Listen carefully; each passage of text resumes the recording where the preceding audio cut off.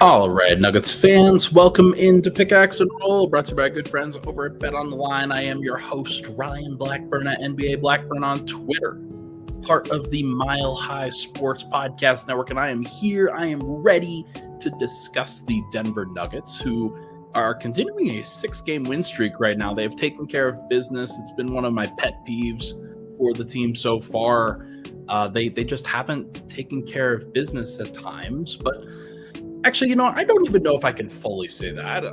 My biggest pet peeve about them is that they are not great against the elite teams, but that's not taking care of business. The taking care of business part of it is the teams that are sub 500, and the Nuggets are 21-3 against teams that are under 500 so far this season. That is pretty impressive, and I think once again, Denver is showing at least a reasonable amount of taking care of business. Problem that sometimes you have to play an elite team, and Denver just hasn't been able to keep up their streaks in those situations. We'll get into that. We'll talk about all those things over the course of these next 35 minutes or so. Plenty to discuss, including Denver winning against Phoenix over the weekend. Denver plays Portland tonight and Portland on Wednesday prior to the All-Star break. There's a lot to discuss between those two games as well. The team that is very hot and the Denver Nuggets. Once again, I'm your host, Ryan Blackburn. Thank you so much for tuning into the show. If you like the pod, hit the like button, hit the subscribe button. Would really, really appreciate it. We got some folks in here. Some of the regulars. Noah's in here. He says, I hope the Nuggets have a revenge mindset going into this game. The Blazers have been hot lately, so Nuggets will need to give all their best to beat them. I agree. Fully agree. This Nuggets team sometimes doesn't fully hold on to that stuff, but the Blazers did win at the buzzer the last time these two teams played. Boyan's here. He says, hello. Hello, Boyan. Ozer's here. He says, hello from Pakistan. Hello. And Marian, I believe it's Marian and not Marjan. Hello, Ryan. Hello, good sir. Thank you for stopping by. And Ozair says, great job, Ryan. Love listening to you as a Denver Nuggets fan for the last 2 decades. Realistic approach and good content. Love from Pakistan. Thank you. Obviously, I genuinely appreciate it. As I have become a little bit more integrated into Denver Nuggets kind of online culture and the podcasting space, sometimes you get a few more haters, and you get some of those haters along the way. So it's always nice to be reminded that the work that I'm doing is positive and doing some good things. So thank you. Genuinely appreciate it. Now we got to pay some bills. This podcast, as you know, it's brought to you by the good folks over at BetOnline, the number one source for everything online betting. The Super Game just happened yesterday. My podcast co-host, Matt Moore over at Locked On, he had a bad one yesterday. So definitely don't make sure to go over there and berate him and berate us. Definitely don't do that. But BetOnline helps you through all of that, and they had so many great props and odds and doing all these different things for the game, including like the length of the anthem, of the halftime show, whether Kendrick Lamar would play Not Like Us, things like that. So there were so many awesome things that BetOnline put together. Lots of good options, and you can get in on the action. Just make sure to go visit their website, betonline.ag, and get in on the action. BetOnline, the game starts here. And we've got a super chat from the GOAT, Cedric Exquisite. Chiefs lose and Eagles win. Nuggets 10-0, please. It would be great if Denver could put together a 10-game win streak. That would be incredible. I don't think that they're going to be able to do so, but you never know. You never know. It just takes so much mental focus in order to do that. And Denver just sometimes, once they get up to a place where they get comfortable, that's when they take their foot off the gas. So we'll see whether that happens going forward again. But hey, Chiefs did lose and the Eagles did win. Never going to be happy for Eagles fans, but also kind of happy that the Chiefs lost in some ways. All right. Noah says if Zeke can become a passable shooter like he once was, he could be great. The defense with Zeke has been really, really good. And I guess that's a good way to kick off the last 6 games of just kind of talking about that. There's a lot to discuss here. Zeke Naji becoming playable over the course of these last few weeks. When Peyton Watson went out with his injury, there were a lot of questions as to how the Nuggets would handle it from some other folks. I wasn't really one of those folks, if I'm being honest. Peyton does have a strong skill set. He can do some positive things, but there are strengths and weaknesses to his game. And some of the weaknesses, especially on the offensive end, either Denver can play more like offensive minded players in his place, more well-rounded players, or they play another guy who struggles offensively like Zeke, but still has some pretty good defensive skills. And it's interesting that Zeke has now kind of found a home at the 4 spot. If he doesn't play the center position ever again, then maybe there's something there. Maybe like this could be something where he grows into being a backup center when he's 27 or 28 or in that general range. But right now, while he's 23 and just with the way that he's kind of performed over the course of these past few years, just putting him into a position to succeed, even if it's a very limited role, is probably the best way to go. Denver can find ways to help him excel, and just finding an opportunity for him to be successful, I think, is definitely a big deal. That's a big deal. CT, shout out in the comments, says Zeke playing over Watson would be a hilarious timeline. Not sure about hilarious. That would definitely be, I think, shocking to a lot of people. But, I mean, we'll see. I mean, Peyton still has some great on-ball chops against a lot of the top teams in the NBA. We've seen him show up against teams like the Celtics. OKC, he had a big block in that game against Shea and continues to mirror his minutes really well. Against Dallas, he was really good against Kyrie. And there will be plenty of opportunities for him in matchups like the Los Angeles Lakers, where Luka Doncic is playing and LeBron James is playing. So it would be very, very interesting. But yeah, if Peyton did not play and Zeke played over him, my brain would break. It just would. I don't think that's going to happen, but who knows? We'll see. But either way, over the weekend, I didn't podcast about the Nuggets-Suns game. The Nuggets took care of business. Michael Porter didn't play. It was the first game that he had missed all season, which disappointing in and of itself. He is somebody, Michael Porter, that takes a lot of pride in being as available as possible. And it was about this time last year when he missed his first and only game of the season then. So he is very genuinely trying to play every single game. And so if he didn't play in this last one, it was a serious thing, or at least serious enough that they needed to be cautious. So unfortunate there, but Jamal Murray steps up in his place, does a really good job. 30 points, 5 assists. He was better early rather than late, but it was just very clear. He hates the Suns, and he dominates the Suns. It does a fantastic job every single time. I believe the stat in the regular season is now that Jamal Murray is 15-2 versus Devin Booker. That's crazy. That's a crazy number. And given that the Suns have been pretty good over the course of these last 4 or 5 years, like this wasn't all from prior to that. He's just dominating Booker. And the Nuggets are dominating the Suns repeatedly. It's actually kind of awesome.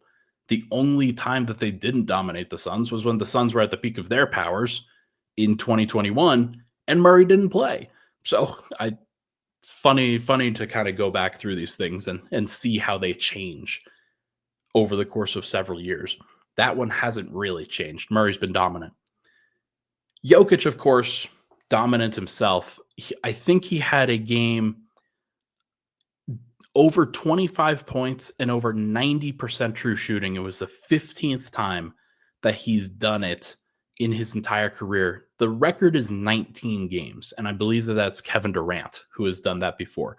Just a tremendous, efficient scoring performance that only Jokic can really do. There's nobody else in the league right now that is doing that as consistently as he is. And like 90% is such a high bar, but he does it 80% or 70% on a very consistent basis. And I'm sure that the number of games that he's had with a 70 true shooting percentage is probably even crazier. like just in terms of the gap that he has between him and the rest of the league, at least within the last 5 seasons. It's been wild. But either way, like just really good stuff from both of those guys. Jokic clearly could not be guarded by Nick Richards, could not be guarded by Mason Plumlee or anybody that the Suns were going to send out there. It's funny, they traded away Yusuf Nurkic. He was a good matchup against Denver because he was strong enough and physical enough and knew Jokic's game enough that he could at least make Jokic work on a consistent basis.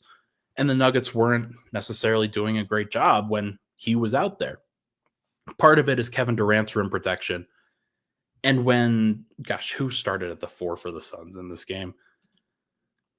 Oh, it was Royce O'Neal and Ryan Dunn. When those guys are starting at the 3 and the 4, the rim protection and the weak side rim protection is just not good enough for the Suns. They do not have the ability to protect the rim when Nick Richards, Ryan Dunn, and Royce O'Neal are out there, as opposed to Yusuf Nurkic and Kevin Durant.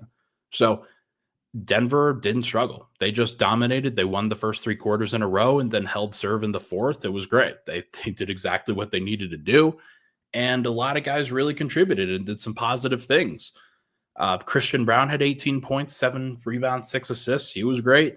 Julian Strawther, 18 points, 6 rebounds. He struggled initially and looked like he was going to be having a really big struggle bus of a game. But they kind of turned it around and he played 39 minutes. And that's exactly what you want to see from somebody like him. You want to see him continue to play as much as possible in this stretch because I don't know if he's going to play in the playoffs. I think they're going to try, of course, but there are going to be some people that want to cut this rotation down to 7, that want it to be Westbrook and Peyton Watson and then the other 5 starters, just so that there could be as much defensive talent out there as possible and the fewest mistakes possible. But it's going to be interesting to see how Michael Malone kind of deploys it. CT asks, as of right now, would you play Strawther or Pickett in the playoffs? Oh, man. Jesus. There are advantages and disadvantages to playing both of them. Pickett is small, and the fact that he would be playing next to at least one of Murray or Westbrook, I think makes a big difference. There's a part of me that thinks maybe playing Pickett instead of Westbrook might be not the worst idea in the world if you're looking for low mistake basketball, but it would be just so difficult to bench Westbrook. And I think you need Strawther spacing. I think you need somebody who's 6'7". You don't want to play him all the time, but you need somebody out there who's going to be dangerous as a shooter and can get hot. Now, you don't need it for that long, and I think probably what the determination will be, and I'm going to go with Strawther here. What the determination is going to be is, hey, do you have it in the first half?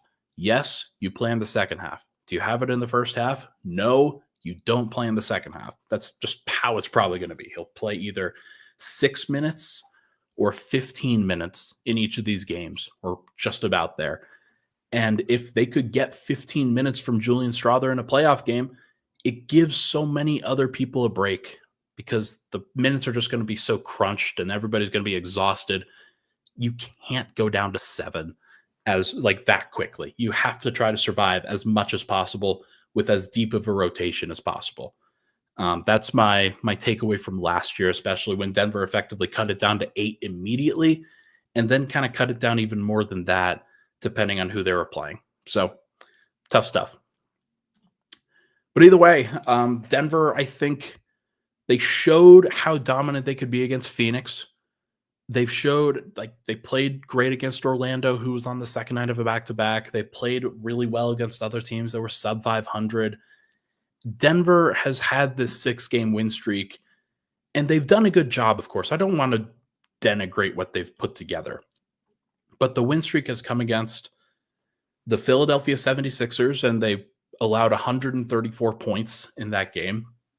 Embiid and Paul George didn't even play. Then they went at Charlotte, and like Charlotte was just not great, obviously. And Denver still only won that game by 3. Then Denver hosted the Pelicans twice in a row. They won like in a comfortable win and then in a dominating win. Then they dominated the Magic. Then they dominated the Phoenix Suns. So it wasn't like a crazy stretch. Now here's where that could change. Denver plays Portland tonight. They play Portland on Wednesday as well. If they're able to get through both of those games, then they're on an 8-game win streak and they'll be 36-19 heading into the break. Last year, just so we're full posterity here. Last year, the Nuggets were 36-19 heading into the break. Pretty good. Then Denver, but honestly, people were feeling, kind of weird. They aren't that tremendous at 36-19. And then Denver, after the break, won 11 of their next 12 games and 15 of their next 17 games. And just dominate. They went on a run and did a lot of great things, and they exhausted themselves in the second half of the season.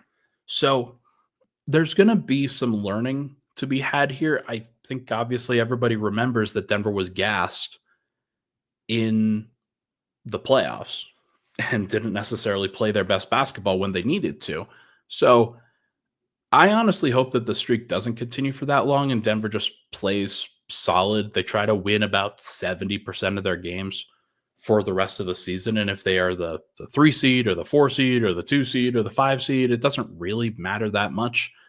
But they should be trying to be as steady as possible. And we'll see if they can continue to do that. But how long will this streak last for Denver? Well, like I said, they've got the 2 Portland games heading into the All-Star break. Then they've got Charlotte coming out of the All-Star break. And then they play the Lakers on Saturday, February 22nd. Can they win all those games? Absolutely. I think they'll probably falter in at least one of them. I don't know which one it will be. But Denver has never had a 10-game win streak before with Nikola Jokic and Michael Malone. I believe that is the case, that they've never, ever won 10 games in a row.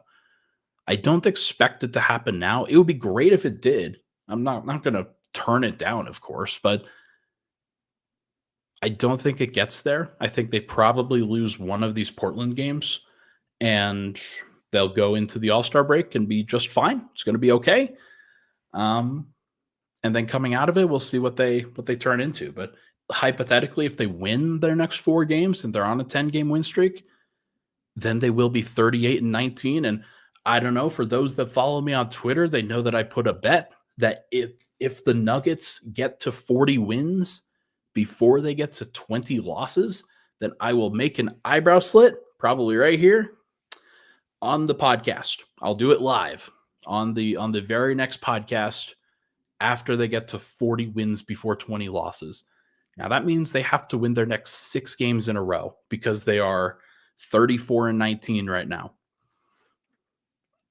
I don't want to give myself an eyebrow slit for obvious reasons. I think I'd look like an absolute just nincompoop. But if it happens, then I'm willing to do it for the pod, willing to do it for the game, for everybody here. So we will see what happens, but I don't think it's going to get there. But hey, have I ever been wrong before? Have I ever been wrong before, really? We'll see. All right, let's take a break. When we come back, we're going to chat about whether this Nuggets team is elite or not. I've got some numbers that I want to show to you, but just talking in generally, are the Nuggets an elite team? We don't really know yet. We'll talk about it next here on Pickaxe and Roll.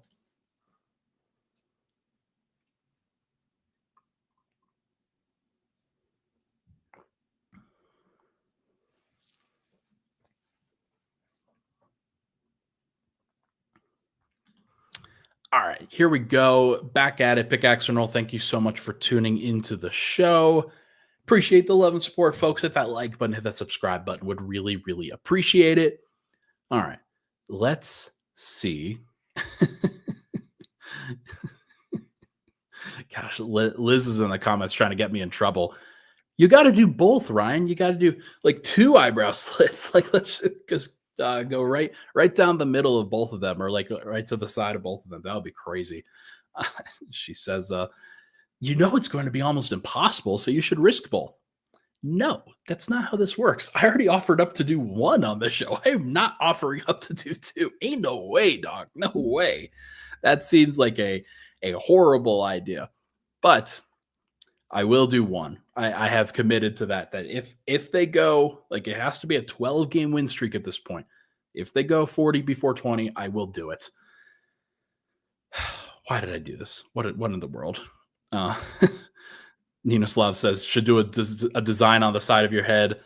I do not have a barber coming in here, and I do not trust myself to do it myself. So probably not. Maybe I will do it, and then I will go see a barber at some point and just try to get them, please fix this. Please, for the love of God, fix this. That's my goal. Okay. Are the Denver Nuggets an elite team? I think this is a fair question, and one that I think, honestly, the Nuggets are on the borderline, and they've been on the borderline for a long time.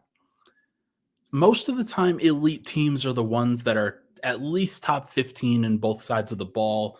Mostly they're top 10 on both sides of the ball. Just one of those teams that you know is going to show up and be a threat, be an absolute threat to win the championship. Among all the teams in the NBA, the Nuggets are 6th in net rating on cleaning the glass. They are 3rd in offense, and they are 20th in defense. New York, who's right above them at 5th, is 2nd in offense and 16th in defense. They've been flirting with kind of that 13 to 18 range over the course of these last few weeks. Denver, they used to be in that range, but they've really fallen off defensively over the course of this last month or so. They had been playing some pretty good defense, but really it's been a struggle over these last month, 3 weeks in that general range.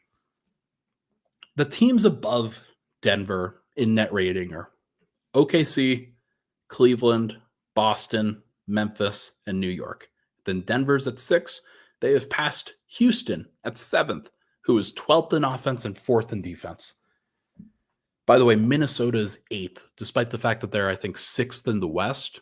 They are way better than people want to give them credit for. And they've figured a lot of things out. They just haven't been great in the clutch, and I don't think that they need to be great in the clutch in the playoffs if they're playing certain teams, including Denver. Minnesota's defense and offense, don't tell Santa Cruz, they are 13th in offense and 5th in defense. Kind of fascinating. They actually have the 30th highest win differential in terms of what their record is versus what their point differential is. Like, their point differential is way better than what their record says they are. And so usually what that means is that they've gotten a little bit unlucky in terms of the clutch scoring, in terms of functioning at that level. And it just wouldn't surprise me if I go over to the clutch numbers and it said that they weren't great. Either way, I think you can look at that grouping and be like, all right, OKC, I understand. Cleveland, I understand. They're 42-10. They started this season like 25-2 or whatever it was.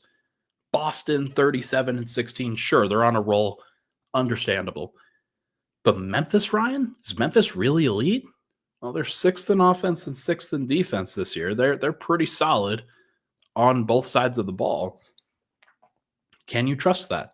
Well, Jaren Jackson is an all-star, and they still have Ja Morant and Desmond Bane, and they've added to the fringes of their rotation consistently.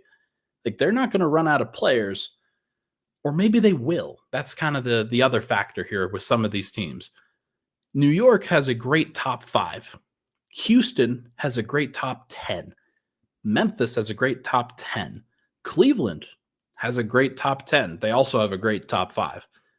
OKC has a great top 10, but they also have a great top 5. And I think that's the designation that needs to be met. Denver also has a great top 5. I'm going to include Christian Brown in that conversation. Denver's starters are undoubtedly great, but as Calvin Booth said in his presser last week, Denver's got like 6 or 7 starter caliber players, and then they drop off. And so when you get into that, that's kind of the designation that I think takes a team from like into that fully elite tier.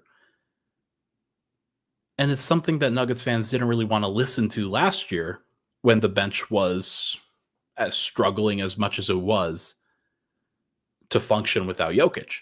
Because it was like, okay, well, they're still good. Like they're still really good, given that they just had the same thing happen in 2023 when they won the title. And that's also true. It's hard to tell. Like it really is, because sometimes you think that Denver starters are great. And sometimes you look at it and think, man, they can really kind of struggle here. Jamal has these levels that he can get to where it's like, wow, when he's playing like that, nobody else can really compete with Denver. And then he also has the levels where he really struggles, and that kind of drags Denver down a little bit. The same thing can be said with Mike, although Mike, I think, has been a little bit more consistent in this regular season. Just the highs haven't been as high, except, well, they kind of have, given the stretch that Mike just had from a scoring perspective. He had 36 points, then 39 points, then 30 points. That is a tremendous scoring stretch for Michael Porter. So Denver on offense, there's no doubt about it. I do think that the defense, more than anything, is keeping Denver from being a truly elite team. But there's a question, and I'm going to do this data work before the game today.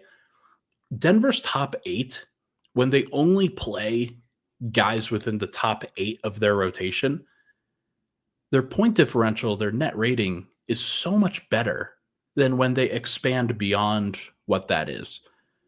And so I found that stat on PBP stats. It was like plus 11 net rating when they play only Jokic, Murray, Porter, Gordon, Christian Brown, Russell Westbrook, Peyton Watson, Julian Strawther. When they play only those 8 guys, they've got like a plus 11 net rating in all those different lineup combinations. So I'm going to confirm that, and I'm going to try to do that and compare it to the rest of the NBA.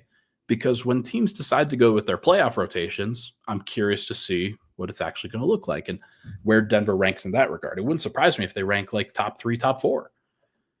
Because Denver's problem is, of course, their depth. So depth helps you get through the regular season. It helps you be the best version of yourself. Like, take OKC, for example. Aaron Wiggins is a part of their top 8 now, but Kenrich Williams used to be. He's not in there anymore. Jalen Williams, big Jalen Williams, is still a pretty solid backup big man, but he's somebody that you wouldn't expect to play in a major playoff series, or at least play well. Gosh.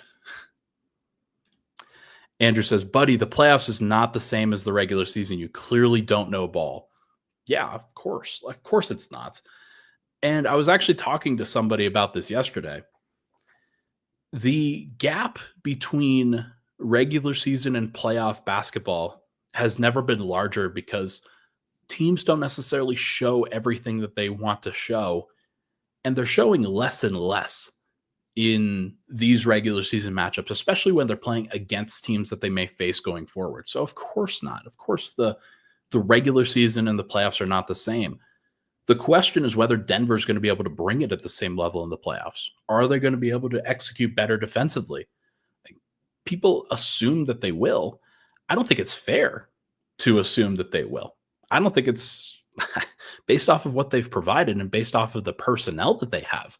I don't think it's like a commonplace thing to say, oh yeah, they're definitely going to play better in the playoffs. Why?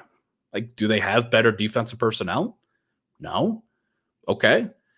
I can see them playing really well offensively, but I just I don't know what the defense is going to look like.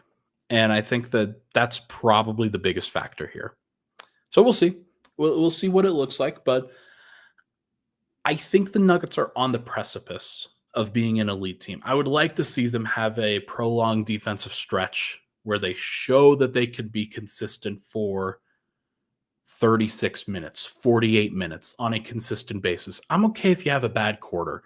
I'm not gonna sit here and be like Michael Malone, where you have to play 48 minutes of great defense in order for it to be a great defensive game. I'm not gonna do that. Sometimes you can let up. And one of the things that I pulled in the last before the last article was that Denver is now 27th in defensive net rating in the first quarter, 27th in the second quarter, 8th in the third quarter, and 7th in the fourth quarter. If you break that down even more to the halves, Denver's 29th. 29th in defensive net rating in the first half, and I believe they are 5th in second half defensive rating. So what that says to me is that when Denver locks in, they do play good defense. There is a good level of defense there on a consistent basis. But having to wait until the second half in order to see it is never like it just shows you're not fully elite. Because if you can't do it for more than a half, then you're not. Maybe they can do it for more than a half in a playoff series, but can they do it for 4 straight playoffs? Probably not. So we'll see. We'll see whether I'm wrong, and we'll see whether they could show it a little bit more. I hope to be wrong. People know I love to be wrong on this podcast because it usually means that Denver's doing something right. All right. Before we get out of here, Nuggets versus Blazers. I did the article. I did the preview over at milehighsports.com. Go check that out. I've got some good insights over there as well. What I will say over here, in the last 12 games of the regular season, the Nuggets have been very good. I believe that they are 9-3 in their last 12 games. The Blazers are 10-2, to give you a perspective of how good they have been. They are the number one defense by a lot during that stretch. They've been so good defensively. And I tend to think that the reason why that is, and I haven't watched them extensively. I'm not going to pretend that I have. But I look at their personnel and I look at the starting lineup that they had in this last game, which was Anthony Simons, Jeremy Grant, Tumani Camara, who's really good defensively, Denny Avdia, and DeAndre Ayton. And I think, okay, well, DeAndre Ayton's not great, and Anthony Simons isn't fantastic. Those other 3 guys are all 6'9", and they're all versatile defensively. That is tremendous. And Tumani is a very, very, very good defender on the perimeter. And so he's going to probably guard Jamal Murray for much of this game. If Michael Porter Jr. plays, I would guess that Denny Avdia or Jeremy Grant, one of those guys will guard him and the other will guard Aaron Gordon. And that leaves Anthony Simons to guard Christian Brown. So if you're the Nuggets and you get a defensive stop, you got to be looking for Christian Brown. You got to be looking for him out in transition. Simons is so undersized in those matchups. Run him as often as possible. Put him into situations where he's being bodied under the rim. Like, Christian Brown will be successful in that. Now, there will be some good help defense from the Blazers. They provide a lot of help defense in these circumstances. But if those other 3 guys if they're just consistently accounting for Murray, Porter, and Gordon, then I think Brown and especially Jokic will have some pretty good games here. Off the bench for the Blazers, Scoot Henderson is playing better basketball than he's ever really played in his life. Shaedon Sharpe is obviously tremendous. He was a guy that I think a lot of people were thinking, yeah, this could be a star. I'm not sure if he's going to be a star, but he's a dynamic wing scorer, and he's just an amazing athlete. So that matchup against Julian Strawther should be interesting. And then they've got Donovan Clingan off of their bench. He's an elite rim protector, even now in his first year of his NBA career. He's going to be great going forward. That team is a really good defensive team. So Denver's going to have their work cut out for them. Not like, obviously they're 10-2 in their last 12 games. So not a surprise. God, the garbage truck out there is just going. I don't know if you guys can hear it through the mic. So sorry if you didn't even hear it before. 10-2 in their last 12 games for the Portland Trail Blazers. And they are doing it on the defensive end. Can the Nuggets continue to slow them down on the defensive end and then try to get some easy runouts as often as they possibly can? that will help Denver tremendously if they're able to do it. So we'll find out. We will see. I'm curious to see how the Nuggets handle themselves, but should be a fun couple of matchups Monday and Wednesday night. I will predict that Denver goes 1-1 in that stretch, that the streak does come to an end, but who knows? Maybe I'm wrong. Maybe Denver goes 2-0, and they take some really great vibes into the break. Should be a lot of fun. All right, folks. That is going to do it for this episode of Pickaxe and Roll. Chat was bumping this morning on a Monday. Thank you so much for hanging out with me. Really appreciate it as always. Thank you to Cedric for the super chat earlier, and to everybody else. Happy Monday. Hope you have a great start to the week. The Nuggets only play 2 games this week before they get into the All-Star break. I will probably do another couple of shows, but then I'm definitely taking a break after that. Thank you so much, everybody. Please hit that like button, hit that subscribe button on the way out. I will talk to you guys very soon.